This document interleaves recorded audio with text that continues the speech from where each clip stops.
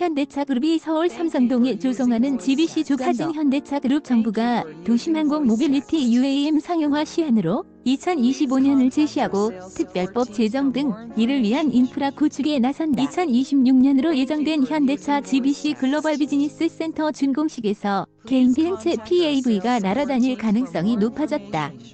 홍남기 부총리 겸 기획재정부 장관은 4일 정부 서울청사에서 열린 제2차 혁신성장전략회의에서 도심항공교통 KUAM 신산업 추진 전략을 논의했다. 이 자리에서 홍 부총리는 화물 및 승객 수송 드론 등 도심항공교통은 혁신적인 교통 서비스라며 2025년까지 상용화하겠다고 밝혔다.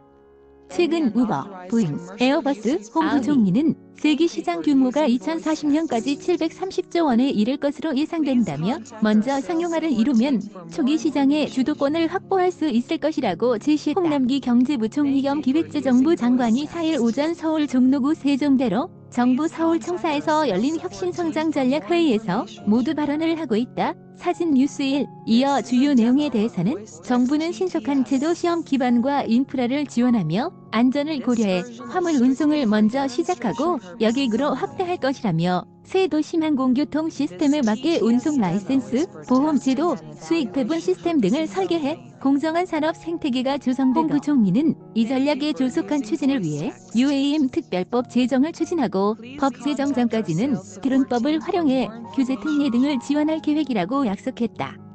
지난 1월 현대차는 미국 라스베이거스에서 열린 소비자 가전쇼 CES 2020에서 UAM을 2028년께 상용화하겠다는 계획을 밝힌 기념 모빌리티 솔루션으로 UAM을 제시하며 우버와 손잡고 개발한 개인용 비행체 PAV 콘셉트 SA1을 선보였다. UAM을 위한 PAV 콘셉트 사진 현대차 정의선 수석 부의장은 현대차의 미래 매출 비율이 자동차 50, PAV 30, 로보틱스 20, 고 제시하기도 했다. 현대차는 이를 위해 2025년까지 1조 8천억 원을 투자하기로 했고 미국 항공우주국 나사에서 미래항공을 연구해온 신재원 박사도 부사장으로 영입했다.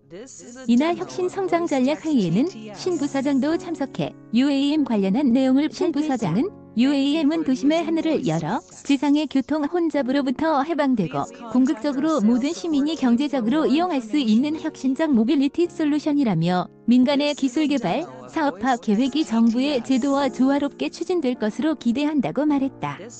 이번 정부 발표에 따라 현대차의 UAM 사업에도 속도가 붙을 전망이다. 업계 관계자는 신산업의 경우 기존 규제가 장벽으로 작용해 도입이 늦어지는 경우도 있다며 정부가 이러한 문제 해소에 앞장선다면 민간 기술 개발과 사업화가 촉진될 것이라고 내다봤다. 정부의 인프라 조성 지원에 따라 현대차의 UAM 상용화 시기도 빨라질 수 있다는 의미다. 현대차가 지난 1월 CES 2020에서 제시한 미래 모빌리티 비전 이미지 사진 현대차 정부가 제시한 상용화 시점 1년 뒤에는 GBC 준공도 현대차는 서울 삼성동에 지상 105층, 지하 7층, 569m 규모로 현대차 그룹의 새 보금자리인 GBC를 건축한다. 세계적 마찰루가 될 GBC는 정의선 수석 부회장이 이끄는 현대차 그룹의 상징이 될 전망이다.